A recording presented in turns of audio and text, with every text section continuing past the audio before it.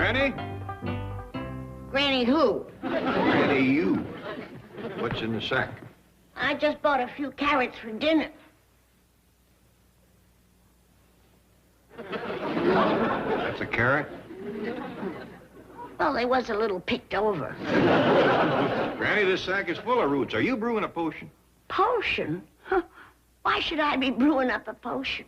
Because it's coming on the time of the year when you get the matchmaking urge. Matchmaking? Granny, I know what you're up to, and I'm warning you. Don't go looking for a sweetheart for me. But I... And that includes trying to bribe, trick, trap, or conjure one. Granny, when are you going to stop wasting your time with all this hokum? Hokum? Yeah, ain't you been reading the papers? Why, there's an ad in here tells how to get a mate for life, scientific-like, by a computer machine. Machine? I suppose you put your money in and out pops a wife. No, Granny.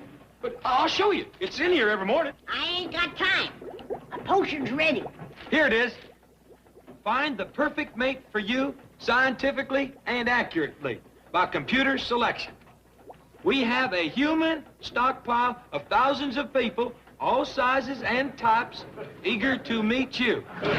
Call now. Roto Romance, Inc. Now that's science. Machine's picking out mates. I never heard such craziness. Granny, not machines, computers. Why, they's across the tracks and up the road from plain old machines. Sheep dip, all of it. But Granny, it's scientific. I ain't got no time to listen to any more nonsense. Now, if you want to get married up to a bunch of gears and levers, go to it. All right. Wait and see. Machines. Yeah. Wait till my spell-making mixture starts dripping through. That'll get you a wife.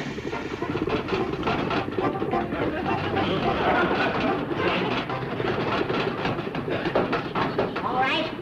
Let's see them drops of golden potion. Hope it ain't boiled too long.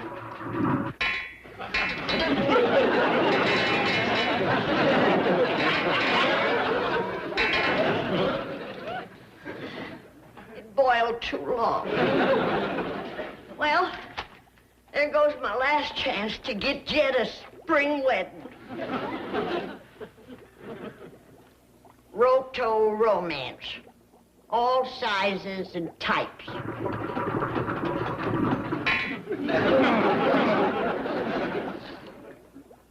Well, I suppose it wouldn't hurt to look over their stock.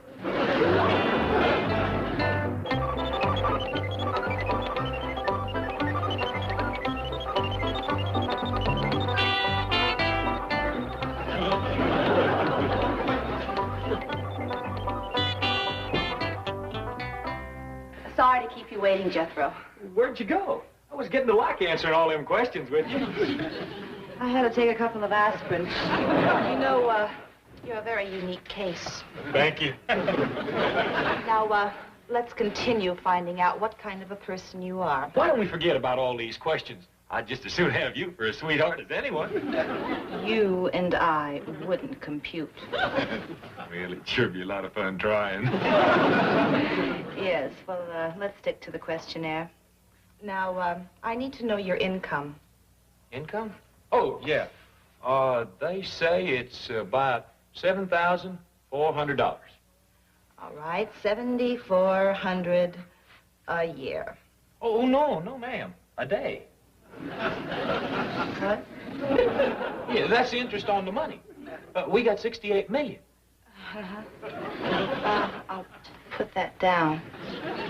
68 million. Is something wrong? No, I'm just writing down the figures. I know, but you're writing them down on the back of my hand.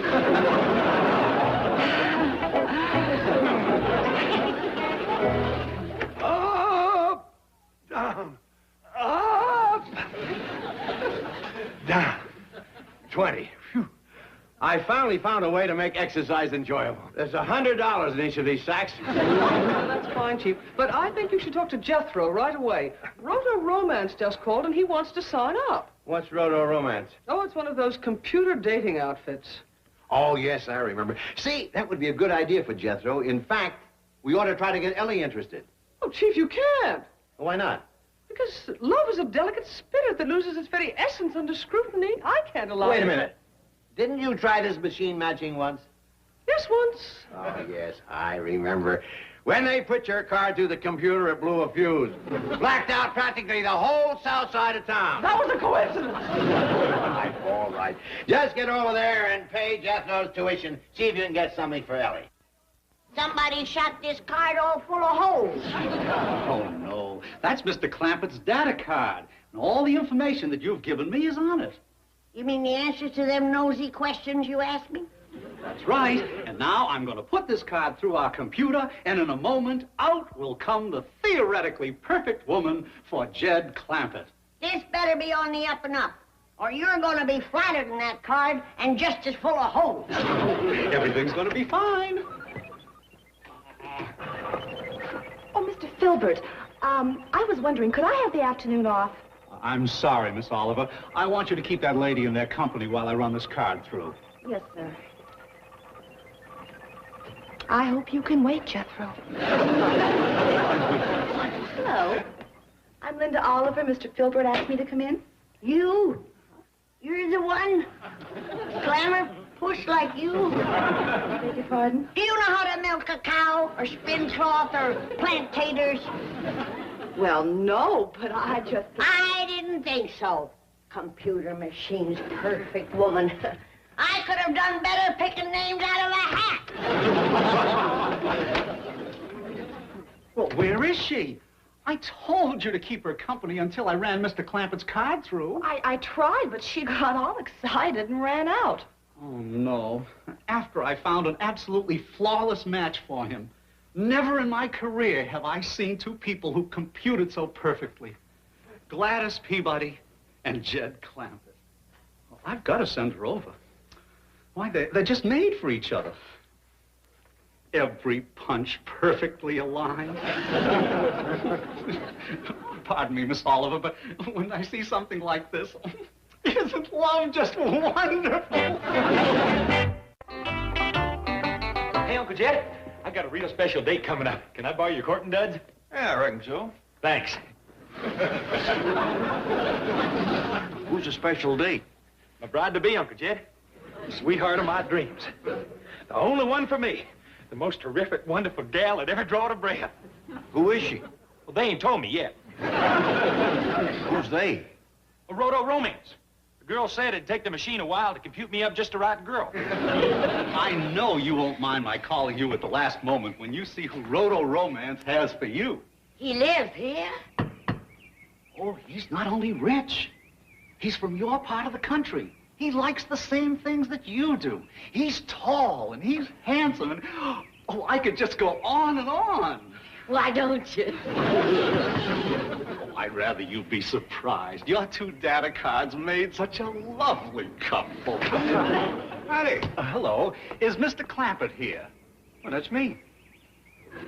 Well, I'm Mr. Filbert of Roto-Romance Incorporated, and this is Miss Gladys Peabody. You do know why we're here. Oh, yes, sir. I sure do. Just wasn't expecting someone quite so, come on in. What happened to rich and handsome? All he is tall and country. Now, remember, appearances are the smallest part of a roto-romance. True love depends on what you have here. You mean in our heart? Oh, no, on your punch card. Ain't you coming in? Miss Peabody will, but I think I'll be running along now. Things usually work out best when I'm not around. But I hope you'll let me do a paper on you for the Society of Matrimonial Engineers. I'll fetch your date. Then you're not the one.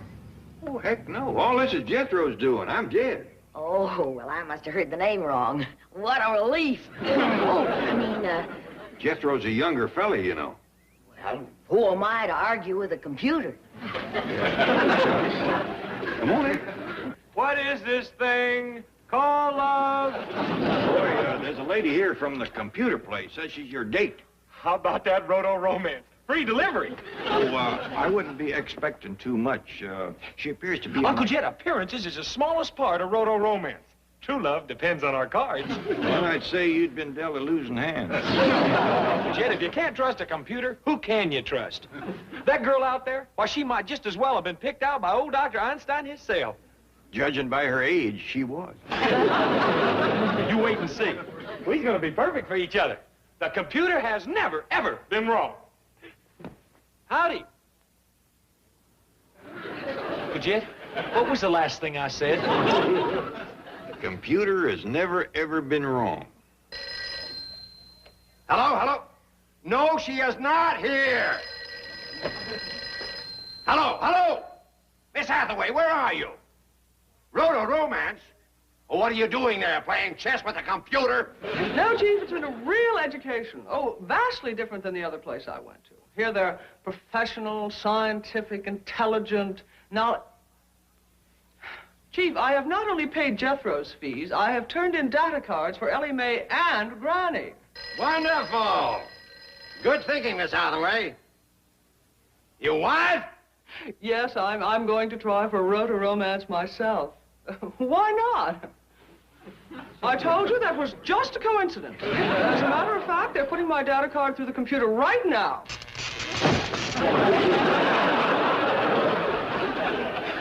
You're improving, Miss Hathaway. This time you've blacked out all of Beverly Hills.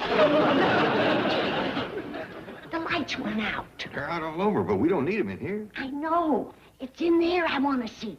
That's where Jethro and his date is. I want to see who that computer outfit sent over. Daddy. I still didn't get a good look at her, but she must be a right proper girl. What you mean? She brung her mother with her. I wonder what happened to them old lights. Of course, with them off, you look real nice. Oh, I didn't mean that the way it sounded. I just can't get over the computer matching up two people of such different ages. It seemed kind of queer to me, too. But it must have known what it was doing. I guess so. And Mr. Filbert did say that our match was programmed in heaven. Yeah. Shucks. What are your hobbies, Jethro? Oh, eating. Eating. Yeah, eating. Well, one of mine is cooking. Really? Yes. Gladys, this could be the start of something big. Whoa.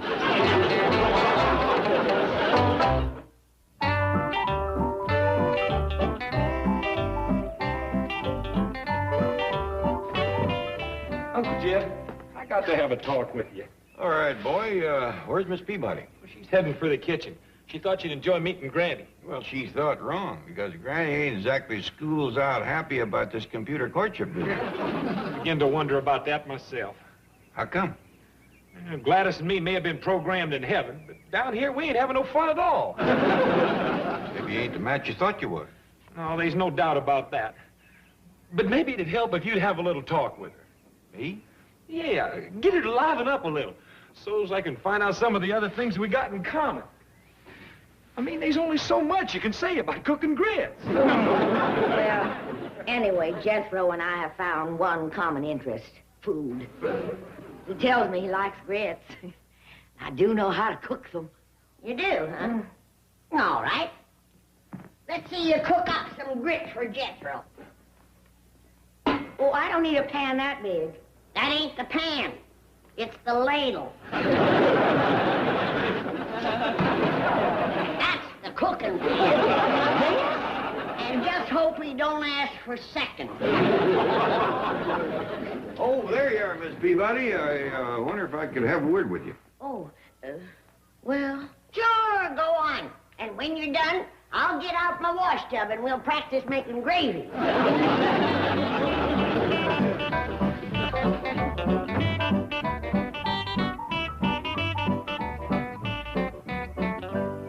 Miss Peabody, ma'am, seeing that Jethro is my nephew, I figured that you and me ought to get better acquainted. I'd like that. I understand you've been clean through the 3rd grade. Well, to be honest, I had to drop out of the first. Me too. Had to go to work on the farm. Really? That's why I left. You live on a farm? Born and raised on one. I miss it. Same here. Say, you wouldn't happen to have another piece of wood there. I think so. You like to whittle? I love it. Me too.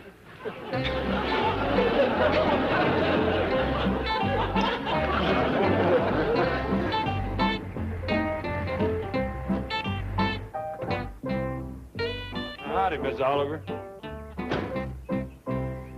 Hi, Jethro. Hi. Well, you seem low. Oh, that's because I'm sitting down. Could I sit down, too? Oh, sure.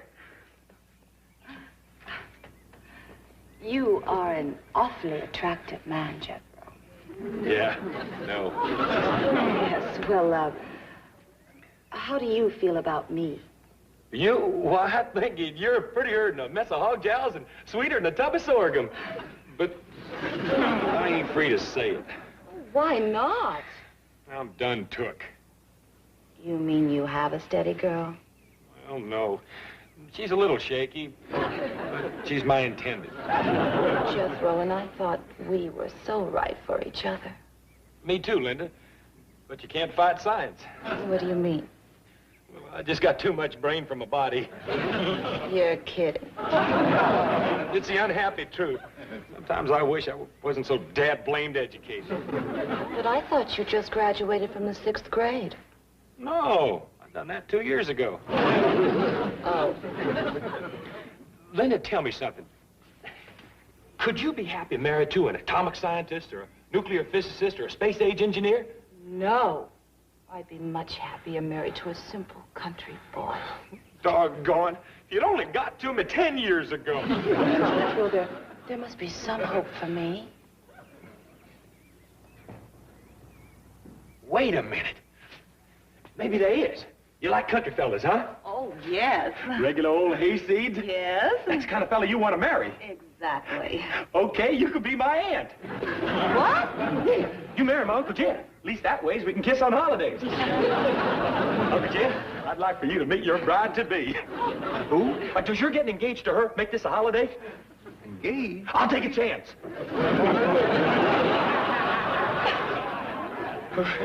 Uncle Jed, just be glad that you ain't got an enormous brain like mine. It can sure get in the way of a fella's fun. Why don't you step inside and, let me see if I can sort this boy out. Now, what's going on? Just the idea I had to get some new blood in the family. Don't tell Gladys. Well, it's her I have to discuss with you. How come? Well, I started out to ask her about you, but something kept getting in the way. What? By asking about her. About her what? About her everything. What I'm trying to say is, we hit it off just like we knowed each other all our lives. Uncle Jed, are you telling me you done stole my computer, sweetie? The woman that's my scientific selected perfect match? Well, stole ain't exactly the word. Go on, say you done it. All right? I done it. Oh, thank you, Uncle Jed. Thank you. Well, seeing as how you stole my bride-to-be, I don't suppose you mind if I stole yours. Seems only fair. Oh, thank you, Uncle Jed, thank you. Linda! Hey, Linda! Come on, Ellie. We'll go upstairs and sew a while before supper. Well, gee, Granny, I bet you Pa and Jethro's having a lot of fun on their double date with Gladys and Linda. They will if they can keep straight who's out with who. Maybe we could get us computer dates. Don't even talk about it. The only thing you can be sure about with a roto-romance is that you'd be going out with the wrong fella. Come in. Good evening, Ellie, Granny. Mr. Filbert tells me you've met. Yeah. Howdy. Howdy. How do you do, ladies? I have a surprise for you. Mr. Filbert has asked me out tonight. Oh, the machine matched you up, huh? Oh, I didn't even bother to check. Anyone who can find a blown computer fuse like she did, well, that's my kind of girl. Well, have a good time. Oh, well, that isn't the surprise. You're going with us. We put cards through for you and Ellie, and the computer came up with 2 wonderful escorts. Come in, Bert, Hugh. Well, that's nice of you, Miss Jane. But Granny said she would never go out with no computer, Dave. Hello. Hi. I've changed my mind, Ellie. Let's go. Oh, but you said all you could be sure of getting is the wrong fella. I'll give it one try.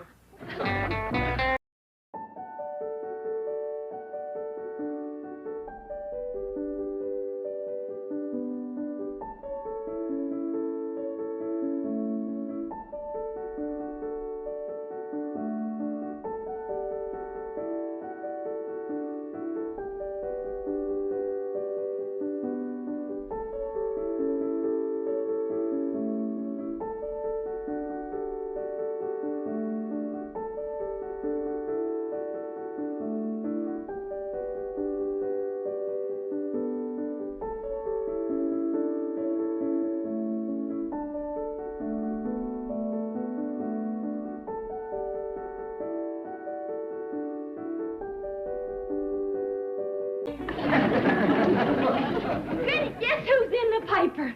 Well, I hope it's worth ruining my possum pot pie. Well, Diana Dayton's done got herself engaged. That ain't even worth the crust. Who's she? Oh, I met her that day at that fancy girls' school. Look right there in Society Sandy's column. Well, if that girl can get a husband, anybody can. Ugliest thing I ever did see. Got a beard clear down to her chest. Well, Granny, you're looking at the wrong picture. That's some actor. This is Diana. The actor's prettier than she is, even with the beard. Listen to what Society Sandy says about her. This reporter's ears turned shocking pink to hear Divine Diana Dayton announce her engagement just hours after being presented to society at the biggest coming-out party these baby blues have ever seen. Well, that's fine, honey. Now, you run along. Now, you'll get a husband, don't you worry. But I ain't worried. Of course not, honey. No need to be. I'm worrying enough for the both of us. We're back. Oh, good. Jethro, here's the phone number of the newspaper.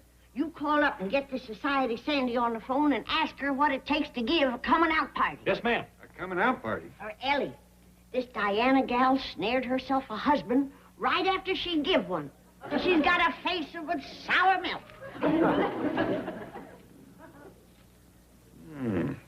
Better find out what they put in the punch. I got Society Sandy's secretary on the phone.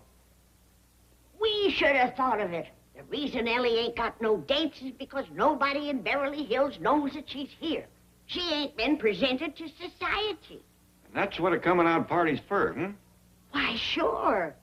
When you want to get rid of an old hound dog, you bring him out where folks can look at him, don't you? I see your point, but I wouldn't put it just that way. All I know is that I've tried every love charm in my book to get Ellie Mae a husband. And now we gotta give it the old horse auction approach. Don't know as I'd put it that way, neither. Yes, ma'am. Uh-huh. Hand engraved invitation. Everybody in the blue book. Uh-huh. Is that all? Yes, that's about it. Have fun and lots of luck. Bye.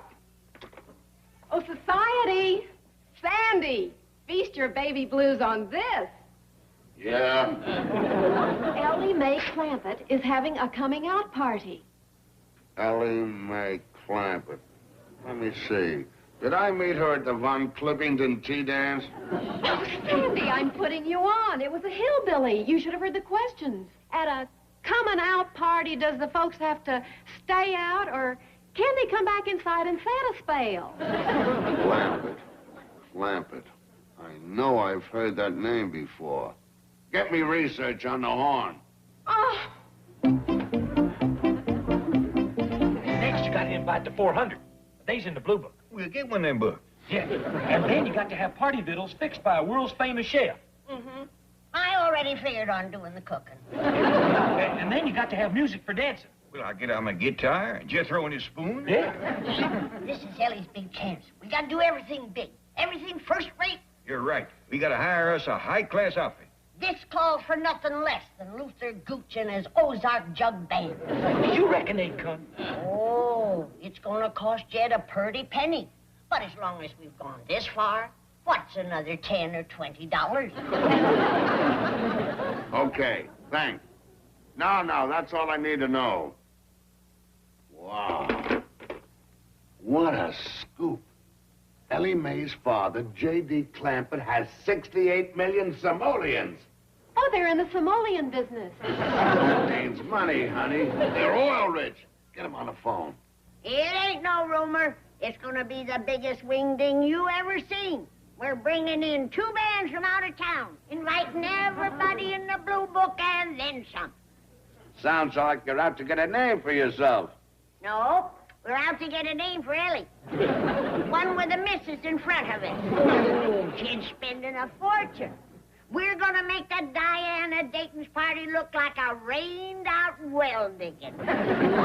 Zappity-doo, pussycat. My head is spinning. Then if you don't want to miss the party, you take some whorehound and honey and get right in bed. All right. Society Sandy's sick? I'll say, lightheaded, talking goofy, and has the worst case of gravel throat I ever heard.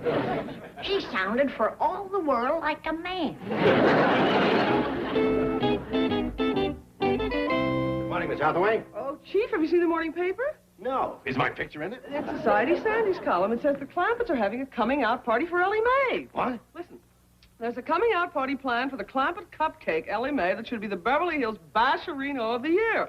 Papa Clampett is sparing no expense. Call that paper. They can't print lies like that. I'll sue. Well, Society Sandy got the story right from Granny. Come on, we've got to get up there and stop them. But Chief, a coming-out party for Ellie Mae isn't such a bad idea. It is when they spare no expense. Come on.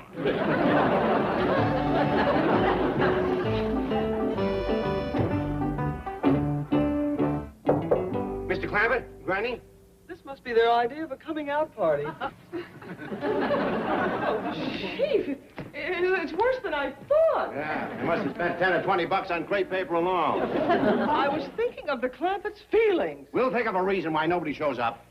After a mention in Society Sandy's column, every matron in Beverly Hills will give the mink coat off her poodle's back to come. You think so? I know so, that they'll be expecting champagne, roses, white tie, and tails. It's an exquisitely beautiful, elegant affair. Well, thank you, Miss Jane. We've done the best we could. They'll be talking about this party for a long time. I sure hope so. Well, come on, say hello to Granny. She's out in the kitchen whooping up the party victuals. She's already started cooking? Has been for 48 hours. She sleeps standing up, leaning against the cupboard with a ladle in her hand. My goodness. Yeah, she says she's going to make this a bigger coming-out party than the one Elsie Suggins had back home. A coming-out party back in the hills? Well, in a manner of speaking, Elsie gave it for her boy Moonshine when he got out of jail.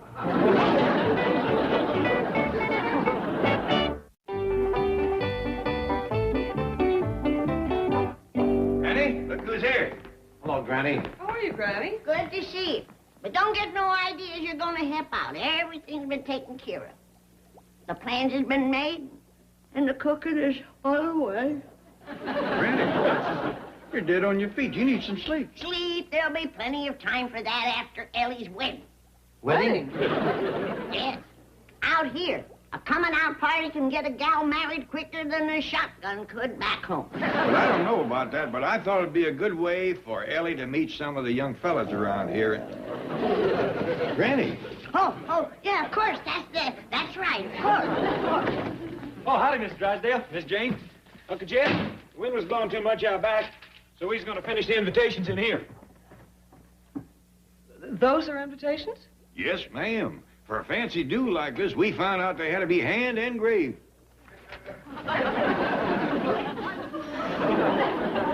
Come on, Bessie, can't you go no faster? You lay off her, Jethro. She can print twice as pretty as you can. Well, she ought to be able to. She takes twice as long. Bessie helping you? Well, Jethro said we'd never get done unless she did. Yeah, Society Sandy said that we should send invites to every one of the 400 in the Blue Book. Do you have a blue book? Yeah. This here's one. Jethro, this is the Beverly Hills telephone directory. That's right. That's the only one with the blue cover. Jethro, the Blue Book is another name for the social register. Yeah. Boy, if I wasn't so doggone good at ciphering, I'd swear there was more than 400 names in here. I don't know which will hurt them more. Being laughed at then or being told now they're doing everything wrong. Well, you've got to tell them. Absolutely not. I'll resign first. All right, resign first, then tell them. I couldn't. Well, who are we going to find? Who will? Who's cold enough, callous enough, heartless enough to... Milburn? Margaret, we were just talking about you. Excuse us, Miss Hathaway. How are you, my sweet? I was just reading Society Sandy's column about Ellie Mae Clampetts' coming out party. Everybody in the beauty salon was talking about it. Oh, yes. Your hair does look gorgeous, dear. Claude's beauty salon, the Poodle Pampatorium. Your hair does look gorgeous, Claude. Oh, stop it, Milburn. He was having a facial. A facial? Yes. Milburn, what about Ellie Mae's party? Apparently the cream of Beverly Hills society is going. It's the talk of the town. Yes, it is a wonderful opportunity for the Clampetts, but I did want to ask you if... Well, they do need social direction, and I know how good you are at giving parties, and... Well, would you help them? I'd love to. Did you say you'd love to? Well, I certainly can't beat them, so I might as well do everything I can to help them, fit in. Oh, Margaret, that's wonderful. Have Miss Hathaway tell them that I'll be over right away. Oh, thank you, sweetheart. All right, everybody, Miss Drysdale's here to lend a hand. How do you do? Howdy, Miss Hi, Miss Drysdale. Now, let's make her welcome. And pulling together, we'll put on the best coming out party ever. I'm sure you'll never forget it. Tell me some of the things you're cooking, Granny. I'm starting with possum sausages. What about it? Possum sausages? How wonderful. Huh? The 400 will love them. What else are you serving? Filet. Filet mignon? Filet gumbo. Good. Full of whole crawdads, big chunks of catfish, and mudsucker. Oh, my taste buds are doing a tango. Society will be mad about this. And what party preparations are these? We're hand-engraving party invites. Hand and grab. These are the invitations? Yeah, we's all doing it. Bessie, too. You have a monkey writing invitations? I never heard of one so smart. I don't know why everybody makes such a big fuss over that ape. She's only copying what I put in front of her. You take this away from her, she can barely write her own name. These are the invitations you're sending out. Yeah, to everybody in the Blue Book. This is the Blue Book? You only want the elite at your party. Why don't you let me take care of inviting the guests? Swell. You can take over right there at Porky's Pizza Parlor. Don't worry. I'll make sure the right people come. Now, you see, Granny, she's being a help. Why, you might even have a chance to get some sleep before the party. Of course, I know you ain't the least bit sleepy. Are you, Granny? Granny?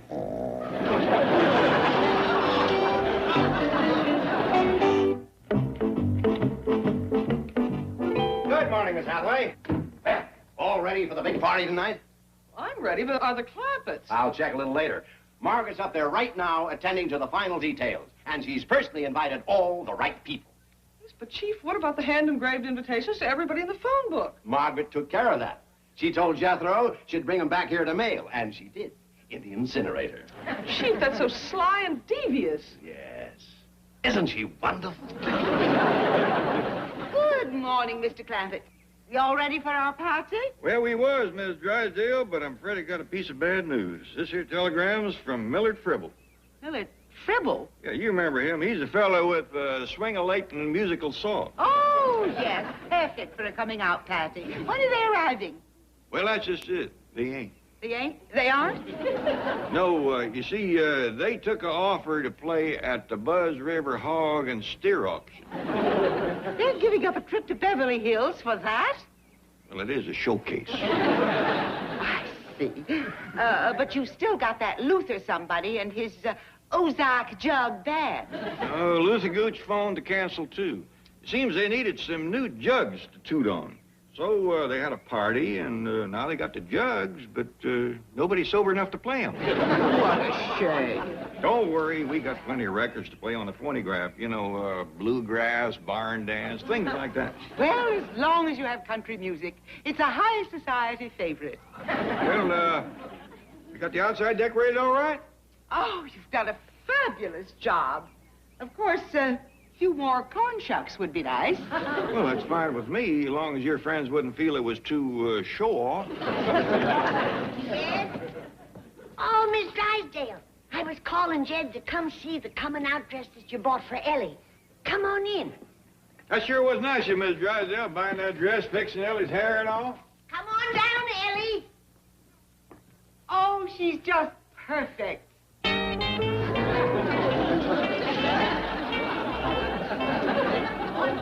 She looks just like Gertrude Lovely in the Star-Spangled Vagabond. Ain't it a little bit flashy? The way a girl looks at her coming-out party is all important, dictated by tradition. You want to do everything just right. And you have. From these decorations to having Bessie the chimp parking the cars. All right, honey, you can change back now. Now, we just wear our regular Sunday go-to-meeting clothes, huh? That's right. And Mr. Clampett, the big tie with the flower. I didn't know you was fond of it. Oh, yes.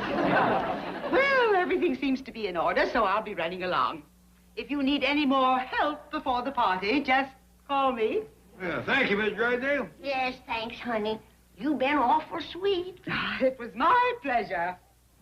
I just want to be sure that Beverly Hills society gets the proper impression. I don't care about that. Just so Ellie gets the proper fella.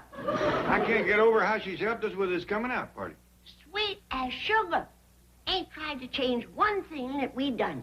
And do you know, it was her suggested bobbing for apples and having a sack race. Just goes to show you that when it comes to having a good time, folks is folks. Either high society or a bunch of stump jumpers like us. Wonder who that is. She double-crossed me. She hasn't changed a thing. Oh, hi, Mr. Drysdale, Miss Jane. Just couldn't wait till tonight, huh? Really looks nice, don't it? Well, your wife ought to need a few more corn shucks around. She's been nice as pie to us. Even bought Ellie a beautiful red dress and red. All covered with fringe and spangles and such. Says all coming out gals wears them. Of course, everybody else just wears Sunday go to meet. Don't worry about splashing gopher gravy on your good clothes. We've given everybody their own bib. Drive back to the office, Miss Hathaway. But, Chief, Drive. Excitement just too much for him, huh? yes, that's it. Well, see you tonight. Come early, stay late. Bye. Just wait till I get my hands on Margaret. Look at this guest list. Everybody from Society Sandy to Phil the dry cleaner. Prince Filippo de Ragatini. Either way, they're all going to think the Clampetts are a bunch of hicks. Like these social lions will eat them alive. Well, it looks as though your wife has won. The party's tonight. We've got to do something. Ellie Mae's coming out will look like a masquerade ball. Chief, that's it. Give me the guest list and let's start phoning. What are you talking about? A society first. A masquerade coming out party. All right, but it better work. Or there's going to be a giant going-away party. For the Clampetts' money, my wife, and you.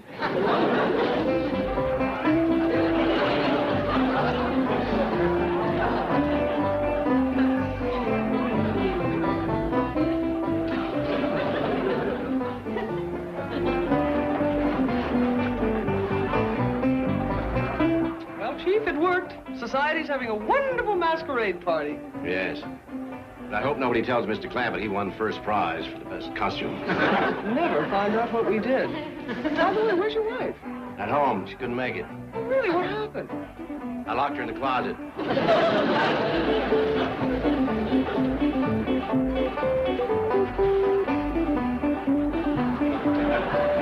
Well, Granny, you all seem to be having a high old time. Mr. Drysdale says the cream of society is here. Well, if this is the cream, I'd hate to see the skim milk. Look at them. They're all a bunch of goofs.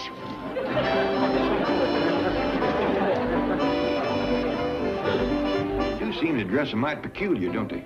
Peculiar. Did you see that goomer wearing a sheet and a bunch of leaves in his hair? Leaves? I thought that was a bird's nest.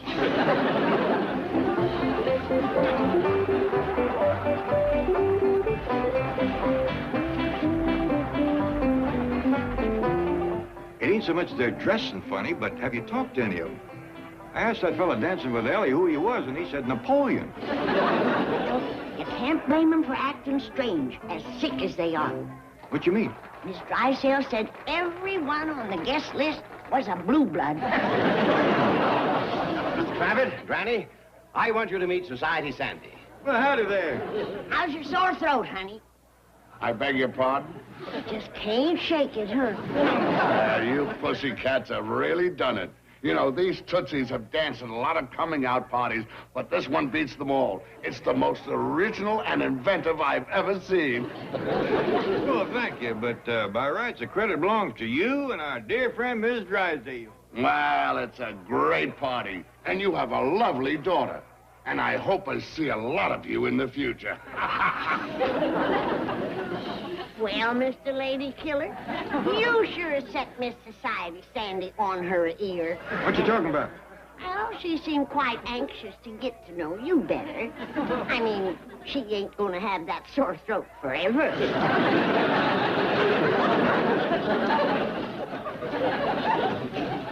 Forget it, Granny. It don't bother me that she ain't too pretty in the face and dresses funny and totes a stick with a ribbon on it. But I just don't think I could warm up to a woman that smokes a cigar.